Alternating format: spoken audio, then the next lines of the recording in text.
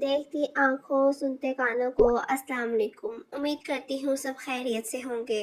आज की स्टोरी का नेम है दुआ का दरवाज़ा। चलिए शुरू करते हैं। खुदा तुम्हारी मदद करे बेटी, ये अल्फाज मैं अब कभी नहीं सुन पाऊँगी। मैं हर रोज़ तुम्हारे लिए चर्च में दुआ करता हूँ। ओह सच्ची बाबा, बहुत बहुत शुक्रिया। अब कोई मेरे लिए चर्च में दुआ नहीं करेगा। धोबी बाबा। वो कपड़े खंगाल रहे थे जब वो उन्हें आवाज़ें देती नजर आई। कड़ी धूप में उन्होंने हाथों का छाता बनाकर उसे देखा था और फिर उनकी आंखों में चमक उभरी थी। वो यूनी से सीधा आ रही थी। कैसे हैं आप बाबा? उसने सहकर उनसे पूछा था। शुक्र है खुदा का, आप बताओ बेटी। मैं भी ठीक हूँ बाबा। उफ, इतनी गर्मी है तौबा। कहने के साथ ही वो वहीं घास पर चौकड़ी मारकर बैठ गई। बाबा ने बहुत मोहब्बत से इस लड़की को देखा था जो हर रोज इतनी गर्मी में इनके लिए आती थी। माल्टे रंग का फ्रॉक जिस पर काले रंग में सीधी कढ़ाई की हुई थी, ऊपर सफेद लैब कोट पहना था। इसके साथ काले रंग का स्ट्रीट ट्राउजर पहना था और काले ही रंग का ही दुपट्टा जो कि सर पर हिजाब स्टाइल में था। पैरों में काले रंग के नफीस से शूज पहने, बैग पीछे लटकाए हुए उन्हें वो कोई 7-8 साल की बच्ची लगी थी। धूप की हिद्दत से इसका सफेद रंग गुलाबी हो रहा था। बेटी, आप क्यों तकलीफ करती हो? मैं खुद खाना ले आता। बाबा साफ साफ कहे ना कि आपको मेरा आना पसंद नहीं, यूं बहाने क्यों बनाते हैं? उसने हमेशा की तरह मुंह फुलाए हुए कहा था। बाबा उसकी बात सुनकर कितनी ही देर हंसते रहे, इतना कि इनकी आंखों में नमी सी छलकने लगी थी। अच्छा बेटी, ये बताएं कि पेपर कैसा हुआ? ओ, मैं तो भूल ही गई। उफ बाबा, इतना मुश्किल था। दुआ करे मैं पास हो जाऊं बस। खुदा तुम्हारी मदद करे, आमीन। हमेशा की तरह उन्होंने उसे दुआ दी थी। बेटा जी, कपड़े ले जाए, मैंने धोकर इस्त्री कर दिए हैं। वो जो पिछले 2 घंटे से बिना रुके रटा मारने में मसरूफ थी, फौरन से रुकी और फिर भागकर इन तक पहुंची। साथ खड़ा पीपल का दरख्त जो कि कब से उसे यूं लॉन्ग मार्च करते देख रहा था, उसके रुक जाने पर सुख का सांस दिया था और फिर बतौर शुक्रिया झूमकर कुछ पत्ते धोबी बाबा पर निछावर किए थे। रुके पापा, पहले पैसे ले आऊं फिर लेती हूँ। बेटी, कुछ नहीं होता, आप ले जाओ, मैं आपसे पैसे नहीं लूंगा। क्यों? किस खुशी में? उसने तेवरी चढ़ाकर पूछा था। उसके इस अंदाज में ऊपर बैठी कोयल ने बेसाख्ता नीचे झांककर उसे देखा था। धोबी बाबा इसका मूड देखकर कुछ सियाने अंदाज में बोले, बेटिया बेटिया, आप मेरा इतना ख्याल जो रखती हो। ये कहते हुए उनकी बुरी आंखों में तशक्कुर झलका था। बाबा ऐसे क्यों कहते हैं? आपको पता है ना मुझे बुरा लगता है। फिर ये हिसाब हमारा अलग है, सुना आपने? उसने एक आईब्रो को ऊपर उठाकर वार्न करने वाले अंदाज में कहा था। उसके इस अंदाज में वो हंस दिए और सिर्फ इतना कह पाए, बेटी आप भी ना। बाबा, ये आप इतने कम पैसे क्यों लेते हैं? वो इनसे मिलने आई थी और इतनी गर्मी में उन्हें कपड़े इस्त्री करते हुए देखकर उसे बहुत बुरा लगा था। अगर पैसे बढ़ाए तो वो कपड़े नहीं देंगे। उनके लहजे में छुपी बेबसी को इसने महसूस किया था और इसका दिल कट कर रह गया था। फौरन से अपनी जून में लौटते हुए बोली, देंगे कैसे नहीं देंगे, इनके तो अच्छे भी देंगे। फिक्र न करें बाबा, वो इतनी निकम्मी और कामचोर है, खुद से नहीं करने वाली। बाबा हमेशा की तरह बाबा की रट लगाती हुई वो एक बार फिर इनके सर पर खड़ी थी। हाथ में एक रंगदार पेपर पकड़ा हुआ था। जी बेटी, बाबा ये नए रेट्स हैं, मैं लगा रही हूँ, उसने सामने दरवाजे पर लगाते हुए कहा था। जो भी आए उनसे कहिएगा रेट सामने हैं। ये कहते हुए उसने एक आंख दबाई। तहिया इसकी आदत थी, जब भी शरारत के मूड में होती ऐसा ज़रूर करती थी। फिर बाबा से तो उसकी दोस्ती थी। बेटी आप चली जाओगी? वो दोनों पीपल के पेड़ के नीचे सीढ़ियों पर बैठे चाय पी रहे थे जब बाबा ने उससे पूछा। जी बाबा, मेरा बस आखिरी सेमेस्टर है, खुशी से बोलते हुए उसने उनकी तरफ देखा तो उसे अपनी खुशी पर शर्मिंदगी हुई। इन बुरी आंखों में अकेले रह जाने की तकलीफ साफ नजर आ रही थी। पर बाबा, मैं जल्द ही वापस आऊंगी हाउस जॉब करने।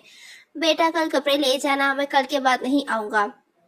वो जो सीढ़ियों पर बैठी बड़े गौर से नावल पढ़ने में मसरूफ थी, उनकी आवाज़ पर सर उठाकर देखा था।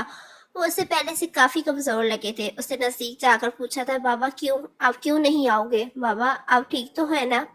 उसने बेहद फिक्रमंदी से पूछा था। बेटी मुझे पीलिया हो गया है, डॉक्टर ने मुझे आराम करने का कहा है। बाबा के कहने पर इसने चौंक कर उनकी आंखों में देखा था। वहाँ उनकी कही बात की तस्दीक हो रही थी। ओ, ठीक कहा डॉक्टर ने, आपको आराम की ज़रूरत है, आप जाएं और ठीक होकर आइएगा। फिर वो सुबह भूल गई और वो चले गए। फिर पीपल का दरख्त اور اس پر بیٹھی کوयल ان دونوں کو یاد کرنے لگے تھے۔ وہ ہر روز دور سے ہی بند دروازے دیکھ کر چلی جاتی، وہ ہر روز ان کا انتظار کرتی تھی۔ پھر بہت دنوں بعد پیپل کی درخت نے اسے آتے ہوئے دیکھا۔ وہ اسی طرف آ رہی تھی اور اسے دیکھ کر مارے خوشی کے جھوم اٹھا تھا۔ ساتھ کھڑے جامن اور آم کے پیڑ بھی اس کی خوشی میں شریک ہوئے تھے۔ کوئل نے سر بکھیرنے شروع کیے تھے۔ اس کی چال میں پہلی والی مضبوطی نہیں تھی۔ وہ ڈھیلے ڈھالے انداز میں چلتی ہوئی پیڑ کے قریب رکی، نظریں سامنے بند دروازے پہ ٹکی تھی۔ پھر وہ سیڑھیوں پر آ کر بیٹھ گئی، دونوں بازو گھٹنوں کے گرد باندھ کر چہرہ اس پر ٹکا دیا۔ اس نے آج ہمیں سلام نہیں کیا، جامن نے آم کے پیڑ کے کان میں گھس کر کہا تھا، اور ہماری طرف ٹھیک سے دیکھا بھی نہیں۔ موتیے کی کلیوں نے بھی سر اٹھا کر پیپل کے پیڑ سے شکوہ کیا تھا۔ مجھے بھی نہیں سونا۔ کوئل نے ہوا سے اپنے سر واپس لیے تھے۔ شش! بیری کے پیڑ نے ان کو خاموش کروایا تھا، اور پھر ان سب نے اسے کہتے سنا، میں ہر روز ان کا انتظار کرتی رہی کہ کہیں ایسا نہ ہو میں چلی جاؤں اور بابا سے مل ہی نہ پاؤں۔ اور آپ کو کیا پتا، وہ چلے گئے ہمیشہ کے لیے اور مجھ سے ملے بھی نہیں۔ اس کا چہرہ آنسو سے بھیگتا جا رہا تھا اور وہ سب سانس روک کے اسے سن رہے تھے۔ وہ برا شخص اتنا غریب نہیں تھا جتنا وہ اکیلا تھا۔ میں ان کے ساتھ باتیں کرتی، ان کے ساتھ ہنستی، مذاق کرتی، ان سے ناراض ہوتی، منہ بناتی، اپنے امتحان کا رونا روتی، صرف اس لیے کیونکہ ان کی تنہائی بانٹنا چاہتی تھی، ورنہ یہ سب میں پہلے آپ سب کو بتایا کرتی تھی نا۔ اس نے آنکھوں میں ڈھیروں شکوے بھر کر ان سب کو مخاطب کیا تھا۔ اس کی اس طرح کہنے پر ان سب نے سر جھکایا تھا۔ خدا تمہاری مدد کرے بیٹی، یہ الفاظ میں اب کبھی نہیں سن پاؤں گی۔ میں ہر روز تمہارے لیے چرچ میں دعا کرتا ہوں، اب کوئی میرے لیے چرچ میں دعا نہیں کرے گا۔ میرے لیے دعا کا ایک اور دروازہ بند ہو گیا۔ یہ کہہ کر اس نے اپنا چہرہ دوبارہ گھٹنوں پر ٹکا دیا۔ ان سب نے ایک دوسرے کو دیکھا اور پھر اس کو ان سب کو یاد آیا تھا کہ کچھ سال پہلے بھی وہ یوں ہی اس جگہ پر بجلی اور کڑکتے بادل کی پرواہ کیے بغیر دیر رات تک بیٹھے روتی رہی تھی۔ تب بھی وہ یہی کہہ رہی تھی، میرے لیے دعا کا ایک دروازہ بند ہو گیا۔ افق کے پار شام ڈھل گئی۔ دور کہیں اذان کی آواز سنائی دی تھی۔ مغرب کی اذان وہ ہمیشہ یہیں بیٹھ کر سنا کرتی تھی۔ وہ اٹھی اور پھر جانے کے لیے قدم بڑھا دیے۔ سیڑھیوں سے نیچے آتے اس نے ایک بار پھر بند دروازے کی طرف دیکھا جو اب کبھی نہیں کھلنا تھا، اور پھر پلٹ کر اس جگہ کو، ان درختوں کو اور اس کول کو دیکھا اور ہلکے سے اللہ حافظ کہتی پلٹ گئی۔ اس نے ہمیں اللہ حافظ کہا۔ آم کے پیڑ نے تصدیق چاہی تھی۔ وہ ہمیشہ انہیں سلام کرتی تھی اور کبھی بھی اللہ حافظ نہیں کہتی تھی کیونکہ وہ واپس آنے کے لیے جاتی تھی، پر اب کی بار وہ انہیں اللہ حافظ کہہ گئی تھی۔ موتیے کی کلیاں ناراض ہو کر سو گئی تھیں اور آم اور جامن کے درخت بھی ایک طرف خاموش ہو کر کھڑے ہو گئے تھے۔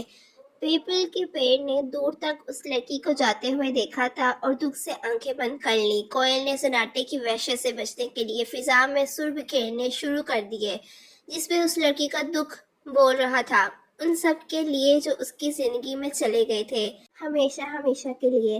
Nights pass by, not a sight of your scene. Please keep crying the dew. I wish I should go, but how to meet him? The sun will set down and footprints will vanish away. The rain have gone by, sun set and after rising. You have not been her yet. The time feels poisonous. Night pass by, not a sight of us is seen.